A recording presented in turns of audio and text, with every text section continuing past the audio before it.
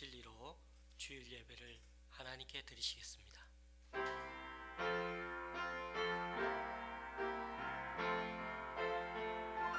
찬양하라 내 영혼아, 찬양하라 내 영혼아, 내 속에 있는 것들아 다 찬양하라.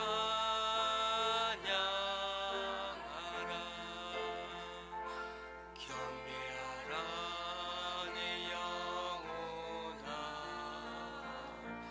경배하라 내 영혼아,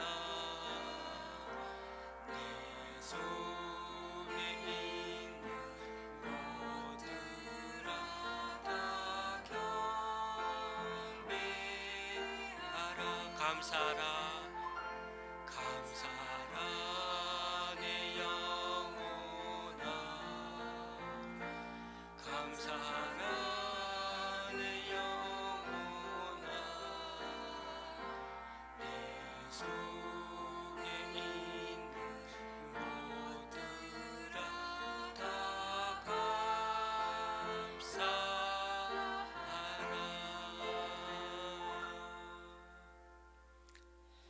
참 좋으신 하나님, 우리는 오늘도 비대면으로 온라인으로 예배합니다. 보이지 않는 병균이 우리 삶을 옥죄고 위협하는 이 시점에 또 한번 보이지 않으시는 하나님의 임재를 더 의지하고 간구하는 이 시간 되게 하여 주옵소서. 비록 비대면 예배일지라도 흩어지지 않는 우리들 경배, 찬양, 기도의 시간 되게 하여 주옵소서. 예수님의 이름으로 기도드립니다. 아멘. 다 같이 사도신경으로 주님께 신앙 고백 올려드립니다. 전능하사 천지를 만드신 하나님 아버지를 내가 믿사오며 그 외아들 우리 주 예수 그리스도를 믿사오니 이는 성령으로 잉태하사 동정녀 마리아에게 나시고 본디오 빌라도에게 고난을 받으사 십자가에 못 박혀 죽으시고 장사한 지 사흘 만에 죽은 자 가운데서 다시 살아나시며 하늘에 오르사 전능하신 하나님 우편에 앉아 계시다가 저리로서 산자와 죽은 자를 심판하러 오시리라. 성령을 믿사오며 거룩한 공회와 성도가 서로 교통하는 것과 죄를 사하여 주시는 것과 몸이 다시 사는 것과 영원히 사는 것을 믿사옵나이다. 아멘. 찬양 2장 찬양 드리겠습니다.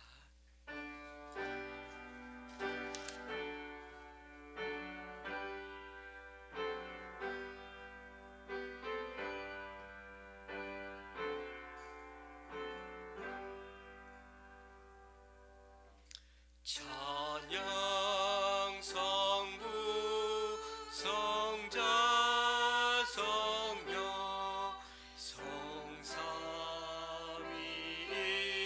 성삼위일체께 영원 무궁하기까지 영광을 돌리세. 영광을 돌리세. 아멘.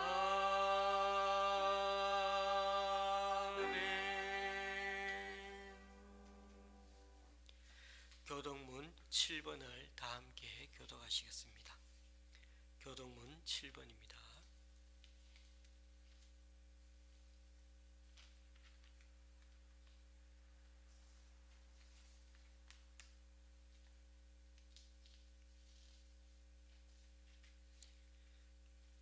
교독문이지만은 다 함께 한 목소리로 그렇게 읽도록 하시겠습니다. 여호와여, 어느 때까지니까 나를 영원히 잊으시나이까? 주의 얼굴을 나에게서 어느 때까지 숨기시겠나이까? 나의 영혼이 번민하고 종일토록 마음에 근심하기를 어느 때까지 하오며 내 원수가 나를 치며 자랑하기를 어느 때까지 하리이까. 여호와 내 하나님이여 나를 생각하사 응답하시고 나의 눈을 밝히소서. 두렵건대 내가 사망의 잠을 잘까 하오며 두렵건대 나의 원수가 이르기를 내가 그를 이겼다 할까 하오며 내가 흔들릴 때 나의 대적들이 기뻐할까 하나이다. 나는 오직 주의 사랑을 의지하여 싸우니 나의 마음은 주의 구원을 기뻐하리이다. 내가 여호와를 찬송하리니 이는 주께서 내게 은덕을 베푸심이로다. 아멘. 찬송가 542장입니다.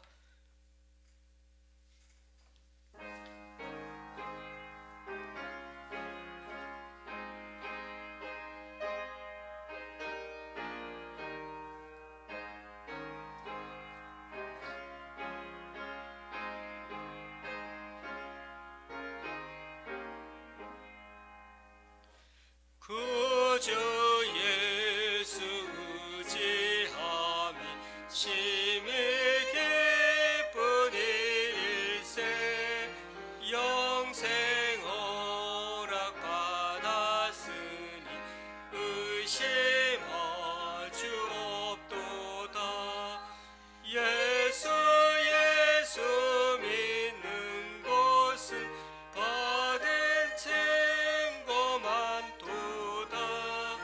예수 귀한 예수 믿음 더욱 주소서. 구주 예수 의지함이 심히 기쁜 일일세. 주를 믿는 나의 마음 그의 피에 적시네. 예수 믿는 곳은 받은 증거 많도다.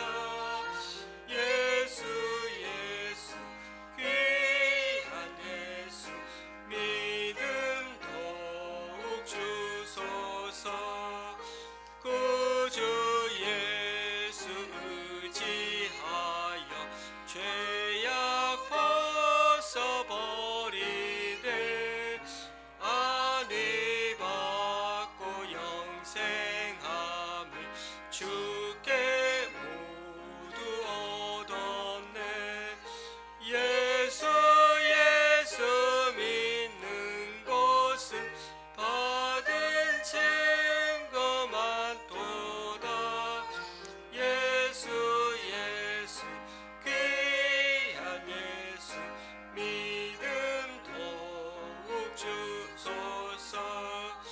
구주 예수 의지하여 구원함을 얻었네. 영원 무궁지나도록 주여 함께 하소서. 예수 믿는 것은 받은 증거 많도다. 예수 귀한 예수 믿음 더욱 주소서.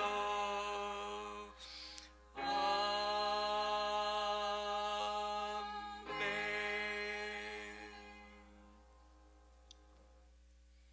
잠시 기도하십니다. 하나님, 이 시간 말씀을 듣습니다.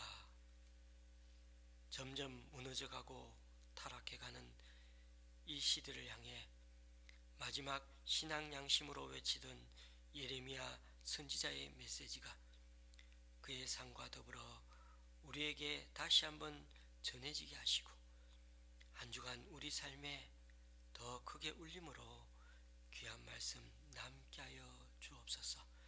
예수님의 이름으로 기도드립니다. 아멘.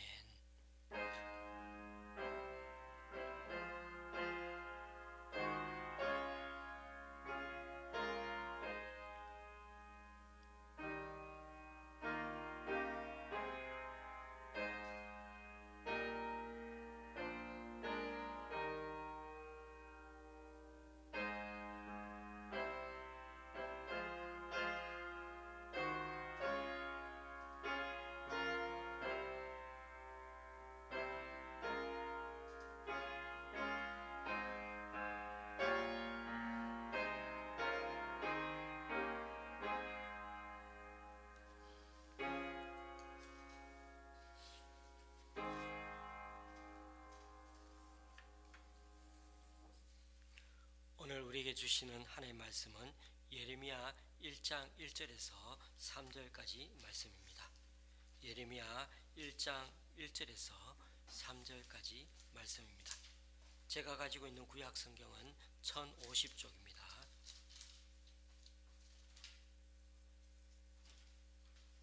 예레미야 1장 1절에서 3절까지 말씀입니다.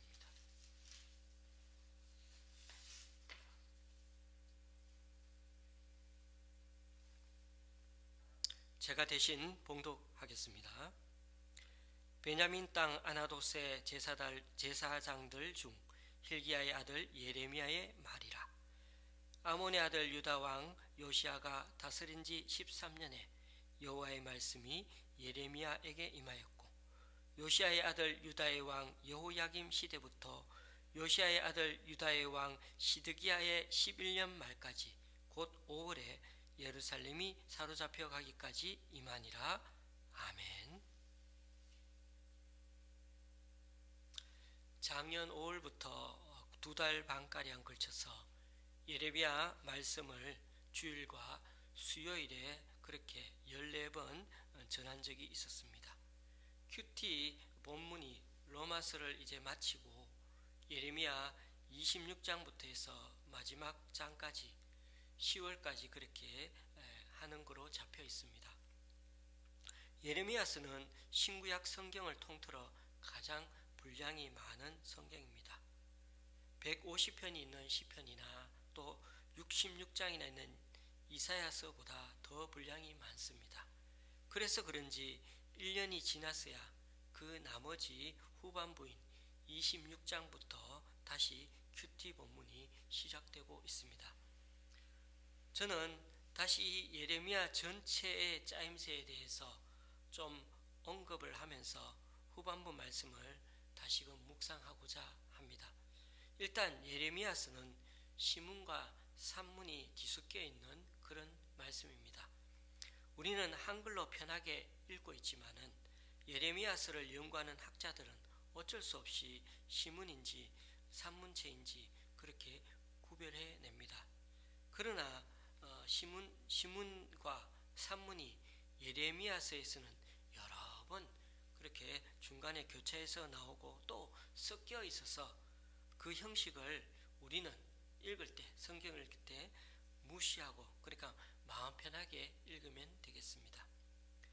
예레미야서를 26장부터 후반부로 보는 것은 앞부분 25장까지가 바로 주어가 1인칭으로 대부분 기록되어 있기 때문입니다. 물론 그 중간에 3인칭도 나오는 부분도 일부분 있습니다만은 26장부터는 예레미야가 고난을 겪는 이야기가 나오는데 누군가가 그 예레미야를 계속해서 따라다니며 기록하는 듯이 아주 생생하게 제3자의 입장에서 예레미야를 3인칭으로 표현하고 그렇게 기록해 놓았습니다. 아마도 그의 평생 동력자였던 바룩이 기록했을 거로 보는데 특히 26장에서 29장까지 그리고 37장에서 45장까지는 예레미야의 순환기라고 그렇게 불리는 부분이기도 합니다. 그런 점에서 26장부터 시작되는 후반부는 크게 세 가지로 나눌 수 있는데요. 좀 전에 말씀드린 대로 45장까지 예레미야가 순환당하는 모습이 나오고 46장부터 51장까지는 남유다 주변국들에 대한 하나님의 심판 말씀을 그렇게 한 군데 모아 놓았습니다. 마지막으로 52장은 유다 나라가 망한 후의 이야기를 마치 부록처럼 추가적으로 그렇게 실어 놓았습니다. 예레미야서를 읽을 때 알아야 할 사항 한 가지가 더 있는데 예레미야서를 읽을 때 여호야김 4년이라는 시기를 기억하시기 바랍니다. 예레미야는 오늘 말씀에서처럼 요시야 13년인 주전 626년부터 활동하기 시작해서 다섯 왕을 거치는 동안에 나라가 망하기까지 근 40년 동안 활동한 예언자였습니다. 그러다 보니 이렇게 긴 예언의 말씀을 언제 어느 시기에 전했는지 알면 좋을 것 같은데 실제로 우리가 1장에서 52장까지 읽어보면 그렇게 친절하게 그 시기를 알려주지 않고 있습니다. 3장 6절에 요시야 왕 때 말씀을 전한 걸 보면 그래도 1장 2장은 그나마 요시야 왕 시절 말씀인 걸 알 수 있습니다. 그리고 24장에 가서야 왕의 이름이 또 한 번 언급이 되는데 그 배경으로 보니까 마지막 왕인 시드기야 시대에 유다 사람들 일부가 바벨론으로 그렇게 포로로 잡혀가던 때에 주어진 말씀이란 것을 알 수가 있습니다. 그런데 바로 다음 장인 25장에는 여호야김 4년 때라고 그렇게 말씀이 기록되어 있습니다. 여호야김 왕은 우리가 아는 바대로 시드기야 왕보다 앞의 왕 아닙니까? 그런 점으로 보면 24장과 25장 이후의 내용은 어떻게 보면 시간적으로 순서가 거꾸로 되어 있는 것을 알 수 있습니다. 그 말은 예레미야서가 시간 순서대로 기록되어 있지 않은 때도 있음을 알게 됩니다.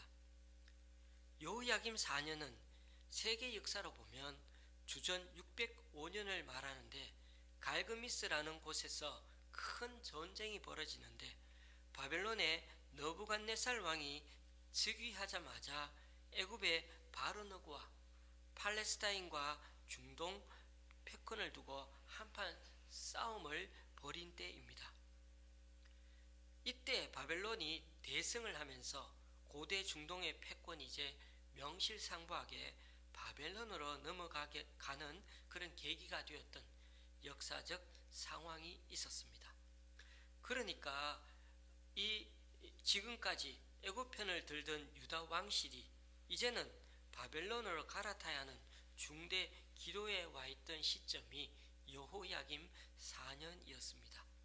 그러므로 우리가 25장 이후를 읽을 때 신흥강국 바벨론 제국의 영향이 점점 휘몰아치기 시작하던 때라는 걸 염두에 두고 읽어야 한다는 것입니다.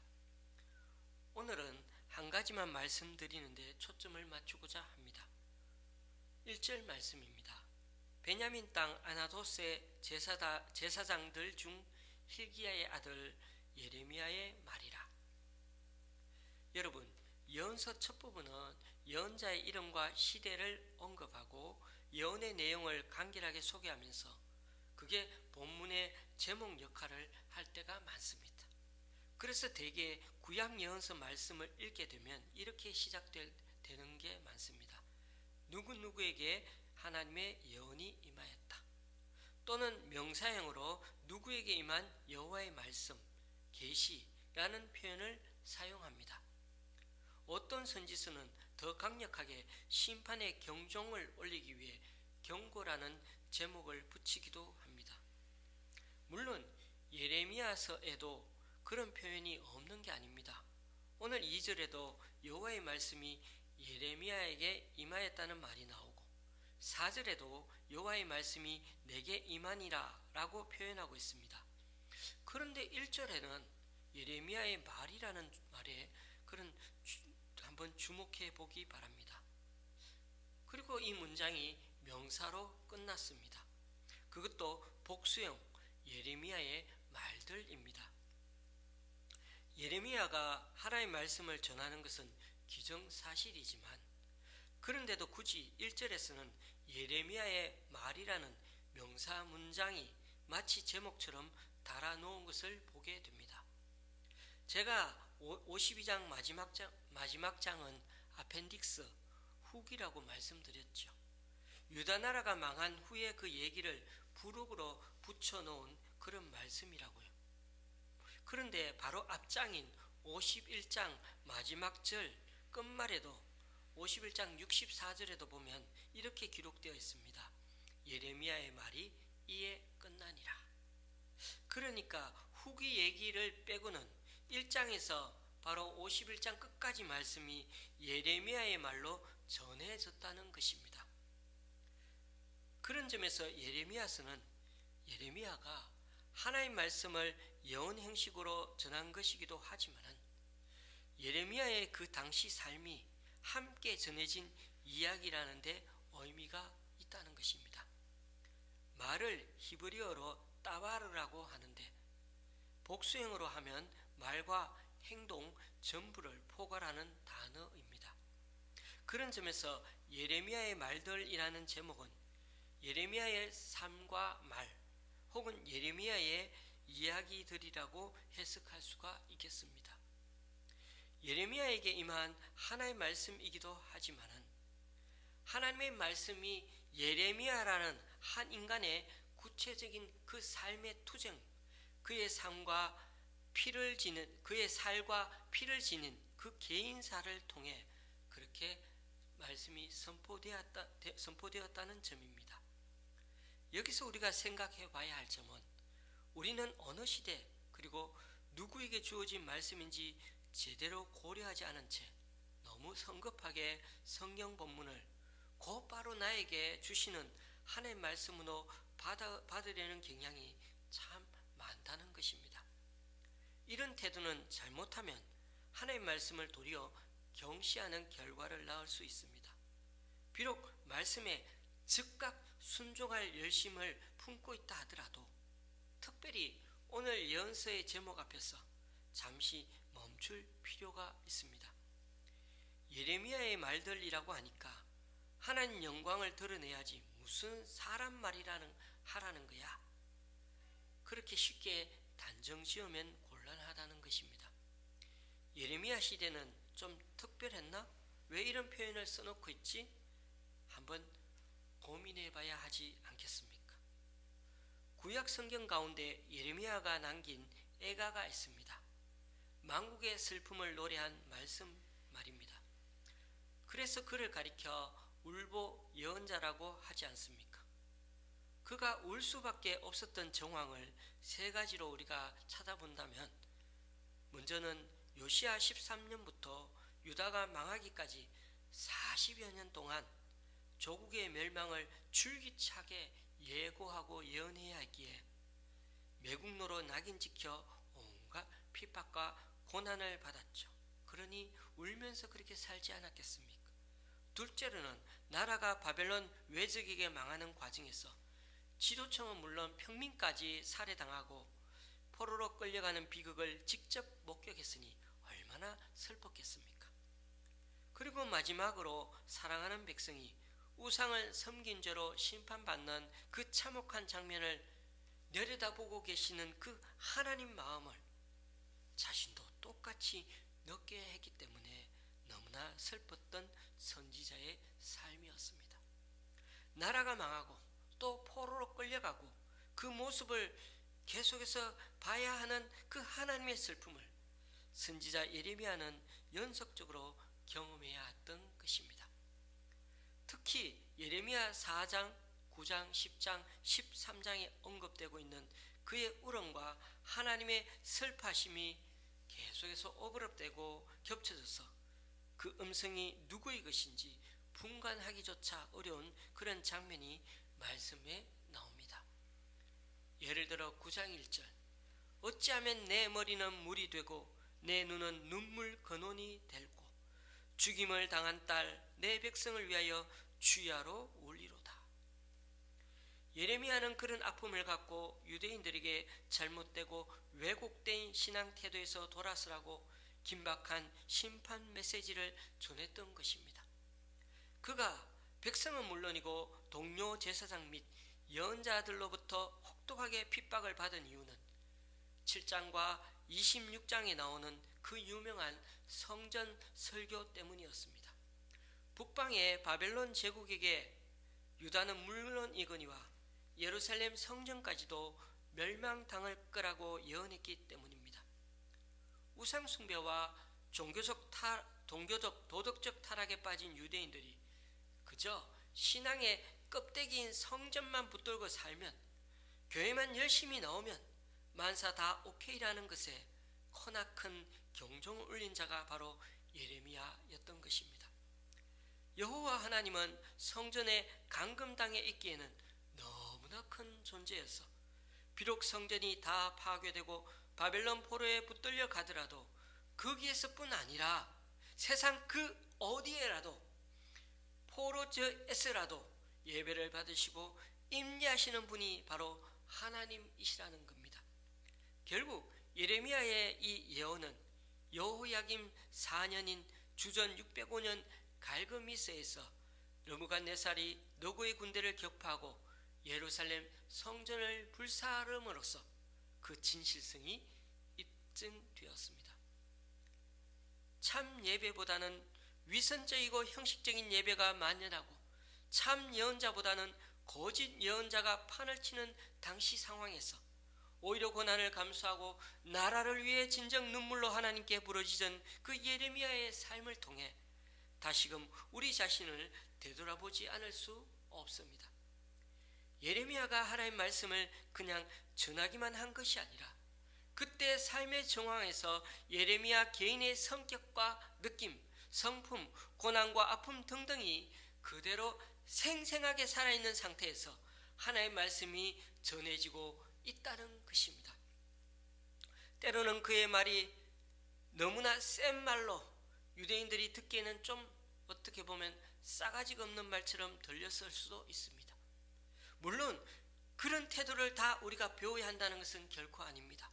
그러나 그때 예레미야가 감당해야 하는 아픔이었고 그렇게밖에 쏟아낼 수밖에 없는 그의 삶의 자리가 있었던 것입니다.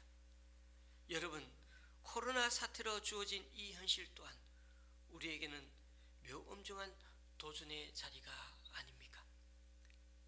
우리가 예수님 잘 믿는다는 게 과연 나 자신은 다 사라지고 다 똑같이 무치해지는 게 옳은 것일까요? 아니면 나의 모습과 개성을 살려서 하나님께 영광 돌려야 하는 것일까요? 물론 믿음이 더 깊어지면 깊어질수록 우리의 욕망과 정욕은 차츰 죽어가야 하는 것이 맞죠. 그렇다고 예수 잘 믿으면 우리 모두 다 똑같아져 가는 것은 아닙니다. 그렇습니다. 우리가 주님을 바르게 믿으면 믿을수록 하나님이 원래 지어놓으신 그 모습대로 자신의 성격이나 인성 또 버릇과 습관까지를 다 포함하여 하나님께 드리며 살아가는 것입니다. 그런 점에서 남의 모습, 남의 색깔 흉내내지 말고 다른 데 동화되지 말고 자기가 가진 색깔과 자기의 생긴 모습으로 하나님을 위해 살아가는 태도가 중요하다는 것입니다. 물론 또 한편으로는 우리 안에 내재된 그 불순물이 정제되고 정화되어 가야 하는 것 맞습니다. 그래야 탁해진 색깔이 더 뚜렷해지고 분명해지게 나타나지 않겠습니까? 우리들 교회 공동체에서도 마찬가지입니다. 각자 자기 색깔을 내고 그게 잘 어우러지게 만들어가는 게 공동체의 정신입니다. 공장에서 똑같은 제품을 찍어내는 것처럼 교회도 똑같은 신앙 모습의 사람들을 찍어내는 곳이 되면 안 된다는 것입니다. 때로는 여러 가지 사상과 여러 가지 형태로 우리는 이 시대에 살아가고 부자도 있고 가난한 자도 있고 여러 모양으로 살아가고 있습니다. 바깥 사회를 보십시오. 다들 유행 따라 세상 가치관에 휩쓸려 무조건 자본주의, 성공주의가 좋다면서 그 길로들 쫓아가는 경우가 많지 않습니까? 그럴수록 소외되어 가는 영혼들이 여기저기 더 많아져 가고 그로 인한 사회적 일탈과 재 문제들은 부메랑이 되어 사회를 찌르고 파고드는 가시가 되고 고질적인 고름으로 점점 채여가게 될 것입니다. 예레미야는 예언의 말씀만 전하고 거기서 끝나는 것이 아니었습니다. 세상 가치관을 거슬러 가면서 유대인들에게 욕 들으면서까지 말씀대로 살았고 자신의 삶으로 몸부림쳐야 했습니다. 1장 1절에서 시작한 예레미야의 말들이 51장 끝에서 마친다는 것. 그러니까 예레미야는 말씀을 전하면서도 자신의 말과 행동으로 똑똑히 생생하게 그렇게 살았던 것입니다. 그러니까 하나님의 말씀을 전하고 있는 예레미야 자신도 하나님이 이 세상에 보낸 하나의 메시지였던 것입니다. 여러분, 우리가 전하는 하나님의 말씀, 복음이 하나님 메시지이기도 하지만은 우리가 사는 삶 전체가 통째로 또한 복음을 전하는 메시지라는 사실을 알아야겠습니다. 요즘 매스컴에 나와서 양진영으로 나눠 교회의 코로나 대응 태도에 대해 치열하게 토론, 논쟁하는 장면들이 있습니다. 또 여러 신문사에도 이런 류의 글들이 많이 실려 있는 것을 봅니다. 예배는 교회 고유의 본질에 관한 거니까 정부가 하라 하지 말라는 식으로 명령하지 말라는 겁니다. 또 한편에서는 교회 전체가 문제가 아니라 일부의 교회들이 코로나 방역 원칙을 어긴다는 거 잘 알지만은 그래도 교단적으로 적극 협조해주면 일반인들의 교회에 대한 부정적인 시각도 점점 바뀔 것이라고 주장합니다. 자율적으로 하겠다는 거와 또는 그렇게 적극적으로 협조해 달라는 것, 저는 둘 다 일리 있다고 생각합니다. 하지만 중요한 것은 지금 교회에 대한 이미지가 일반 국민에게서 너무나 부정적이라는 것입니다. 이 정부와 사회에 어떤 명분을 대고 해명을 하더라도 우리 그리스도인들과 교회가 일반인들의 도덕성과 윤리성에도 미치지 못한다면 일단 우리는 주님 앞에 부끄러운 자가 되는 것입니다. 우리는 이 부분에 대해 회개하는 심정으로 먼저 서 있어야 한다는 것입니다. 그런데 오늘 1절에 보니 예레미야는 아나돗의 제사장 가문 출신인데 아나돗은 예루살렘에서 북쪽으로 5km쯤 떨어져 있는 작은 마을입니다. 그러니까 예레미야라는 사람은 어떤 특정한 도시도 아니고 아무 눈길도 주지 않는 조용한 마을에서 태어난 무명의 사람이었던 것입니다. 아나돗은 여호수아 말씀과 역대상 말씀에 보면 베냐민 지파의 땅이지만 레위인들에게 제공된 성읍 중에 하나였습니다. 그러니 예레미야가 제사장이라 해서 자동적으로 제사의 일을 맡은 제일을 맡은 일까지 관여했다고는 볼 수는 없습니다. 여기서 말하려고 하는 점은 어느 시골의 아나돗 레위 집안 제사장 가문 출신이라는 것 외에는 다른 깊은 의미가 있는 건 아닙니다. 하나님은 이스라엘의 중심인 예루살렘이 종교, 사회적으로 타락하고 물들고 있을 때 눈을 돌려 외진 곳, 그늘진 곳, 사람들의 눈길이 닿지 않는 곳, 외면당하는 곳, 이 작은 마을에 사는 한 사람에게 눈길을 돌리십니다. 마치 예레미야에게도 마찬가지로 이름을 대면 누구나 알 수 마치 엘리야도 마찬가지였죠. 이름을 대면 누구나 알 수 있는 대도시, 거기 사는 유명한 사람이 아니었습니다.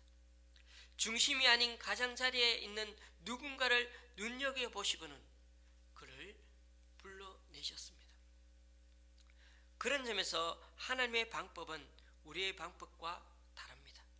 하나님이 일하시는 방식 또한 우리가 일하는 방식과 다릅니다. 결국 인간의 생각에 갇히면 하나님 뜻을 이해할 수 없고 인간의 방식에 붙잡히면 하나님 방식에 또한 동의할 수 없게 됩니다.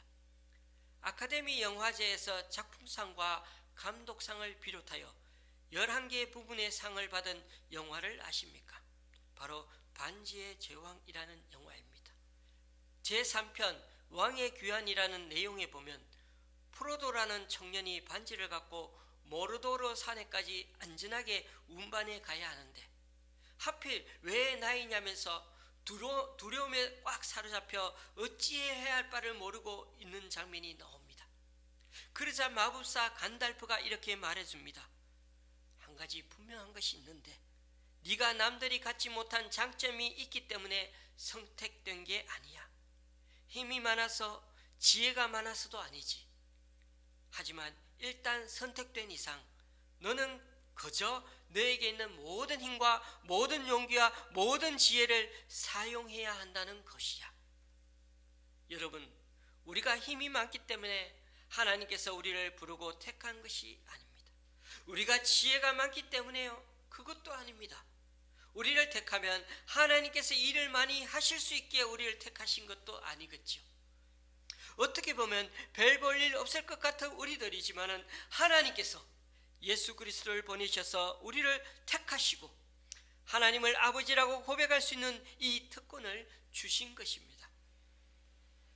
하나님께서 우리에게 주신 거룩한 사명을 감당하도록 요청받는 이 삶의 자리를 우선 우리는 확실하게 확인해야 할 것입니다. 하나님께서 우리의 삶에 늘 동행하고 계신다는 것을 먼저 확인해야 할 것입니다. 우리는 다만 맡겨진 일들을 열심과 열정을 가지고 부지런히 해내고 사랑하면서 즐거워하면서 기뻐하면서 우리의 삶을 살아가야 한다는 것입니다. 그때 겪게 될 세상적인 실패는 결코 실패가 아닐 것입니다. 때로 우리가 넘어져도 그것이 우리를 무릎 꿇게 할 수는 없습니다. 우리는 다시 하나님께서 주신 그 은혜의 목표를 향해서 다시 일어서서 나아갈 수가 있기 때문입니다. 그러므로 오늘 예레미야의 이 첫 번째 메시지를 다시 기억할 수 있기를 바랍니다. 지금 우리가 하루하루 살아가면서 어떤 생각을 하며 사람들을 만나며 또 어떤 선택을 하며 살아가느냐 하는 것 또한 하나님의 메시지라는 사실을 기억하고 이리 일비하지 않고 꾸준하게 늘 신실하게 말씀대로 살아가려는 우리들 각자가 될 수 있기를 주님의 이름으로 간절히 축원합니다. 찬송가 483장입니다.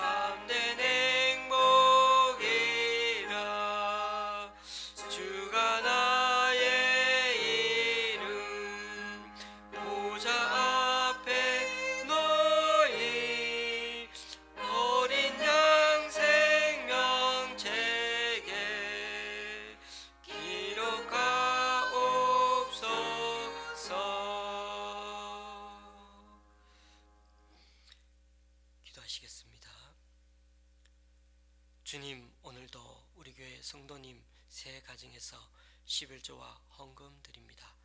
경남에서 김천의 권사님이, 광진구에 있는 성도님이, 강동구 교회 기관에서 등촌동 권사님 가정에서 무명으로, 그리고 백준영 기념교회 집사님 가정에서 귀한 헌금 주님께 올려드립니다. 이분들의 헌신과 섬김 귀하게 받아 주셔서 이분들을 통하여 하나님 나라가 더욱 확장될 수 있게 하여 주시옵소서. 또한 오늘 이 시간 우리 각자 여러 모양으로 드리는 헌금들 기뻐 받아 주시고 쓰이는 곳마다 귀한 결실 맺을 수 있도록 하나님 크신 은총으로 덧입혀 주시옵소서. 오늘도 사회가 위기에 봉착해 있고 종교적 타락과 세속화가 극심해 있을 때 중심이 아닌 가장자리에 있는 누군가를 눈여겨보시고는 그를 불러내시는 하나님을 만나게 됩니다. 이처럼 하나님이 일하시는 방식 또한 우리와 다르기에 인간의 방식에 갇혀 하나님의 일하심과 인도하심을 막아서는 우리 되지 않게 하여 주시옵소서. 비록 무명의 인물이지만 주님 앞에 충실하고 경건한 신앙인을 들어서셔서 그의 말과 삶 자체가 하나님의 메시지가 되게 하심을 믿습니다. 그러므로 우리 또한 복음을 전할 뿐 아니라 복음대로 살되 한순간이 아니라 하루하루 최선을 다함으로 우리 인생 통째로 하나님께 데려가는 하나님의 메시지가 되게 하여 주시옵소서.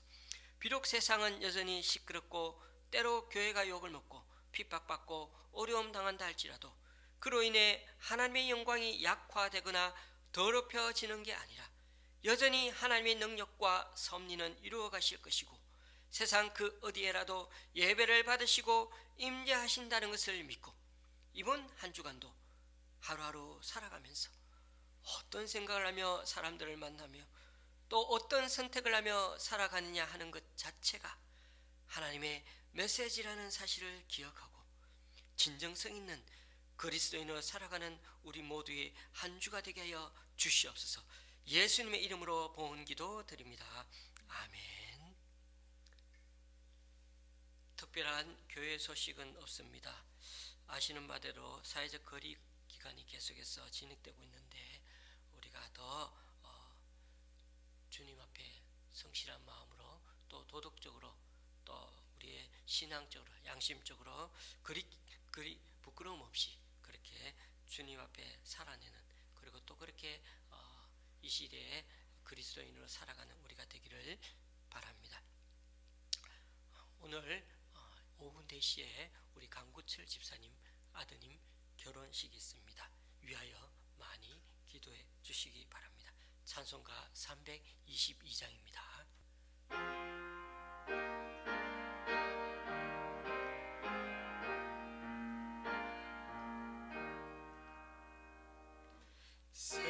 세상의 헛되 신을 버리고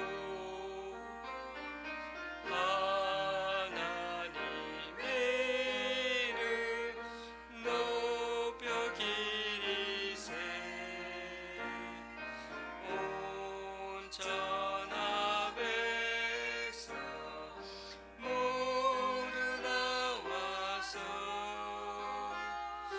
다 같이 하나님만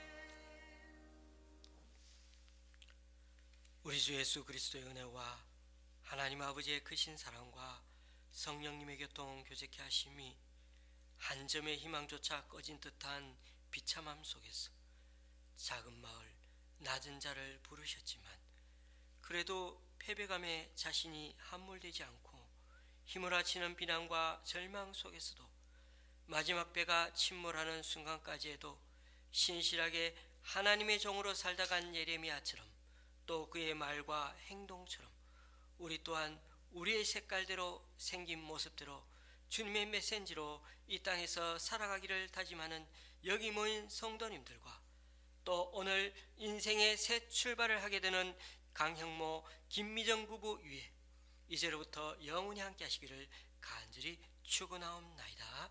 아멘.